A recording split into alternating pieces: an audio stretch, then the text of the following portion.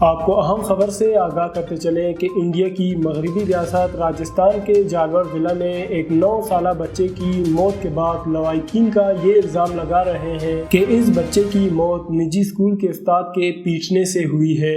لوائقین کے احتجاج کے بعد ان کا انتظامیہ سے معاہدہ طے پا گیا ہے کہ اس بچے کے کنبے سے ایک فرد کو سرکاری نوکری اور 50 لاکھ روپے کا معاوضے کی تجویز حکومت کو بھیجی جائے گی۔ جس سرسوتی وادی مندر اسکول میں بچہ پڑھتا تھا اس کا لائسنس منسوخ کر دیا گیا ہے اور اب بچے کی آخری رسومات ادا کر دی گئی ہیں۔ دراصل الزام یہ ہے کہ دلت بچے کی موت اس لیے ہوئی ہے کیونکہ اسکول کی ٹیچر نے بچے کو ان کے مٹکے سے پانی پینے پر پیٹا تھا۔ اسکول ٹیچر کی جانب سے مبینہ تشدد کے بعد خاندان کے افراد نے 23 دن تک مختلف ہسپتالوں میں بچے کا علاج کرایا، جس کے بعد 13 اگست کو احمد آباد کے ایک ہسپتال میں بچے کی موت واقع ہوئی۔